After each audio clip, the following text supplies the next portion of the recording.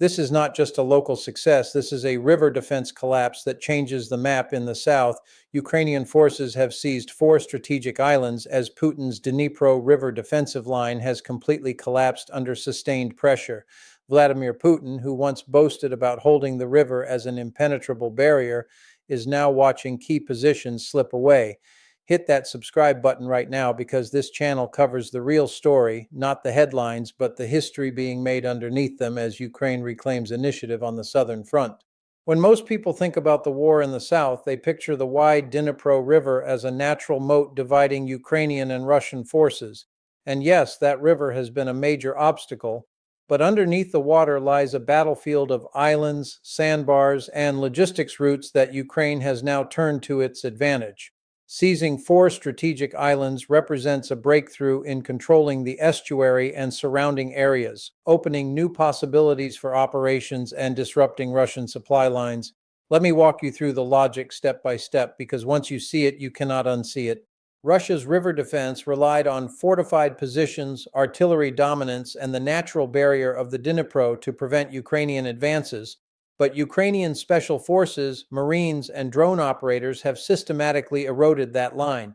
Through amphibious raids, drone strikes on supply boats, and relentless pressure, they have captured four key islands that serve as observation posts, logistics hubs, and jumping-off points. What was supposed to be a static front has become fluid, with Russian forces retreating or being cut off from reliable resupply. Think about what this means for a Russian platoon commander on one of those islands right now. You were ordered to hold this position as part of the unbreakable river line. Headquarters promised reinforcements and fire support would keep coming.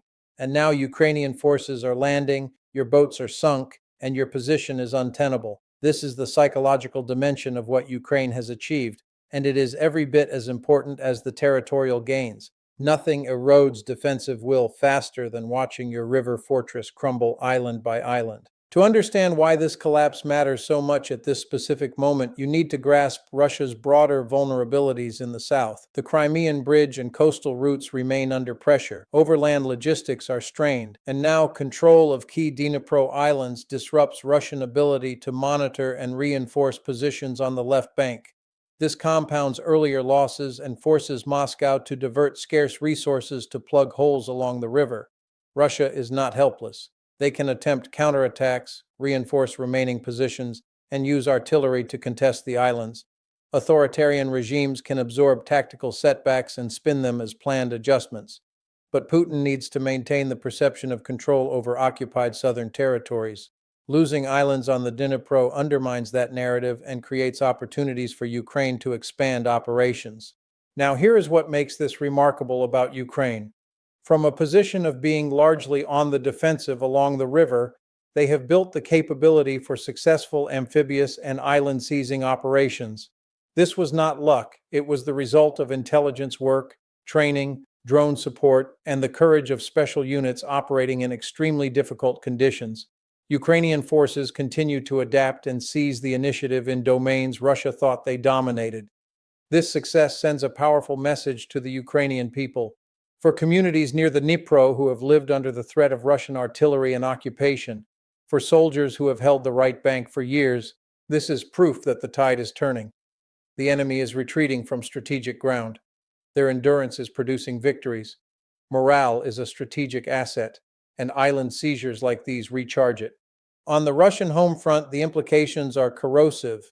Putin has portrayed the southern front as stabilized and under control. When Ukrainian forces seize multiple islands and collapse sections of the river defense, that portrayal cracks. Soldiers and their families see reports of retreats and lost positions that contradict official optimism. The gap between propaganda and reality widens. Internationally, this highlights Ukraine's continued fighting spirit. As partners discuss long-term support, actions like seizing strategic islands demonstrate that Ukraine can achieve meaningful gains with determination and the right tools. It counters narratives of stalemate and shows the value of sustained assistance. The effects are cumulative. Island seizures combine with drone strikes on logistics, manpower shortages, and broader pressure on Russian supply lines. Each success makes holding the remaining river positions harder. Ukraine's strategy of eroding Russian defenses piece by piece is steadily shifting the balance in the south. I want to give the full picture. Russia still holds significant territory on the left bank and maintains a large force overall. Tactical island seizures do not end the war, but the direction of travel is clear. Ukraine is reclaiming ground, mastering riverine operations, and forcing Russia to pay an ever higher price for occupation. For ordinary Ukrainians, families divided by the river, villages scarred by fighting, soldiers who have waited years for momentum, this is more than 4 islands. It is hope. It is proof that persistence and ingenuity can overcome entrenched defenses. A nation under siege is showing it can still advance. As we close this analysis, consider the broader arc. What Russia intended as a permanent dividing line has become another zone of Ukrainian breakthrough.